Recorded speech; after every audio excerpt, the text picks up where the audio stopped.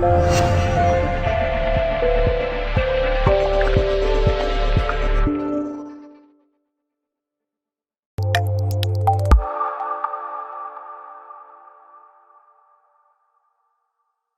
Jim, 1-0 in the end. You said it might be quite tight, but you should have won it by more, shouldn't you? Yeah, when you look at when they decided to open up and have a go, obviously they came with a game plan to be strong, well organised. I wouldn't call it part of the bus, but they compacted, prevented the space, and it was working to a point in terms of frustrating us. Half time came at a good time for us. I was able to tinker around with a few things, and I think we got a better flow second half, and the goal was going to come. And when they decided then to play their forwards and midfielders 10 yards higher, suddenly gaps opened up, and but they have to protect themselves against conceding goals, so you have to respect that. 20 attempts on goal. You've hit the woodwork twice. Obviously Darren's miss as well in the second half. Did you worry that they were going to get an equaliser given that you'd missed all these chances? Well, for the whole game they didn't really commit enough bodies forward. There's always a chance. I mean, I'm not sure if they had a shot on target. There was one in the 84th minute, yeah. Yeah, well, like I said, we said at the start of the season that we're going to have a lot of teams that will come here. I think it was our downfall a little bit in the final 4 or 5 games when we were playing the likes of Gainsborough away, Telford at home, and teams like that, and they were happy 1-0. Yeah. And so therefore it becomes the onus is on us to take the game to them. You can't be over risky, but I thought we got the right balance today in terms of opening up, getting players on the ball, getting people in pockets, and then it's just trusting those players in the pockets to make things happen, and Ben did today. Well, I was going to say Jason got a lovely goal, but it was Ben, I thought, that really caught the eye for me. And tell us a bit about his role this afternoon. What was it you asked him to do? Well, he just, people can look at shapes and systems and that. Ultimately, sometimes we look 4-3-3, sometimes we look 3-4-3. It's all about just players moving and causing problems for the opposition.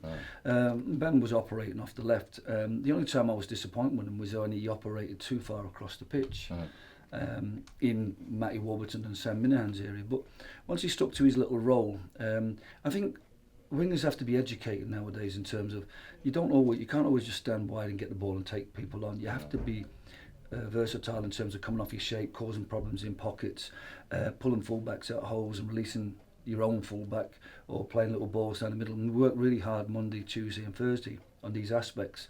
And I think with Ben's turn of pace and his first touch and Matty's, we felt if we can get them free, if you like, exposing the two centre halves at any point, then we'd create opportunities. And to be fair, we did first half.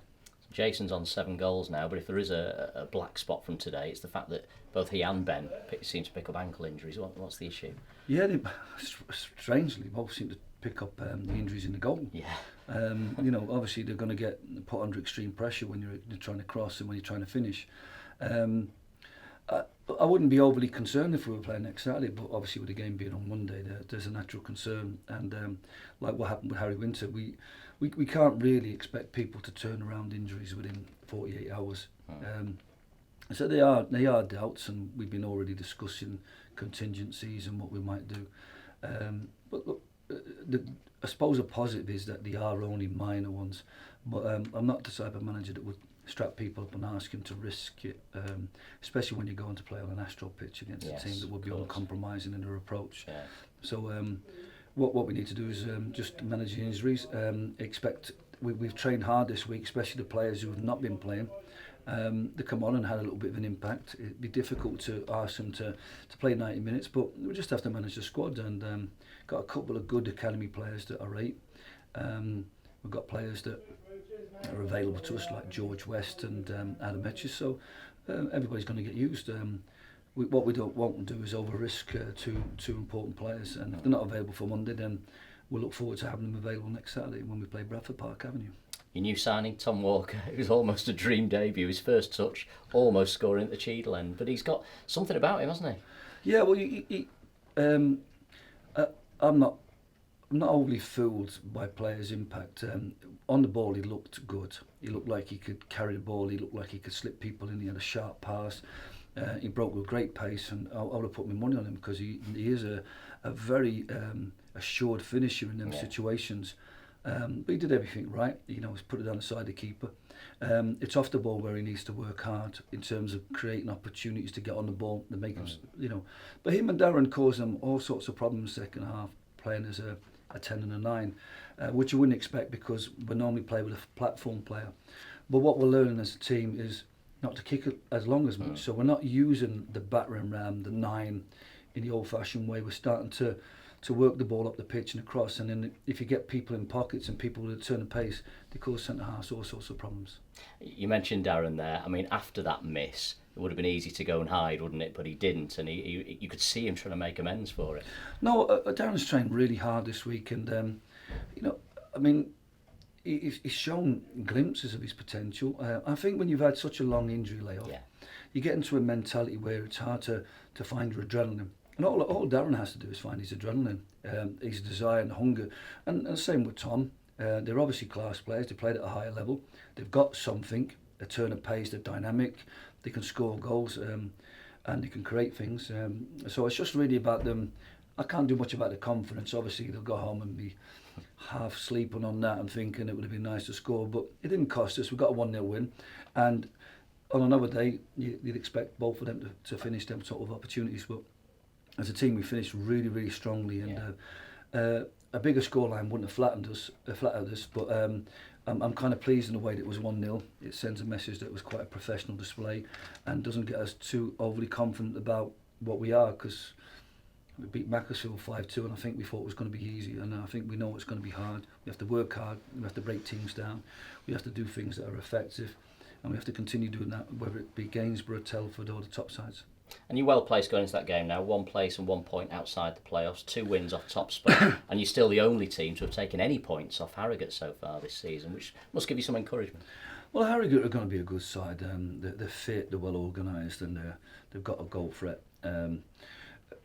When you reflect on watching the highlights of Harrogate versus Gainsborough and think 5-4, how's that ended up with 9 goals, and Harrogate pinched it at the end when they looked like they were a team that was a little bit like here, that the legs had gone and it was going to be a draw. So Gainsborough would be disappointed with that, to throw away what would have been a valuable point. But credit to Harrogate. I think that the switch to full-time football and investing in quality players has paid off for them, and we're seeing that in terms of the starts of the season. But what we have to do is just, like I said, we're having lots of reasons to have concerns with injuries and players. We just need to take the momentum we created in the last 2 games. What really pleased me about today's game wasn't just the win, it was the manner in which we would control the game, the performance. Man of the match was Sam Walker, but there were so many people that could have got it, and so many people that had a positive impact on the game, not just in terms of defending, but also in terms of the way that we approached the attacking side of it. And when we play a team like that, I know now I can trust our players to get on it and cause them problems and put them on the back foot and make things happen, because we're going to have a lot of opponents that come here trying to do that. So I'm really pleased with, apart from the first half against Harrogate, I'm really pleased that the rest of the other 2.5 games we kept clean sheets and looked like capable of scoring goals. So that augurs well for what I said in my programme notes about making Edgeley Park the fortress, improving our performances here, and making sure that if you like, we get a good turnaround of points on this level at home, and if we do that, then we'll be there or thereabouts. 3 points, clean sheet, well done. Thanks so much.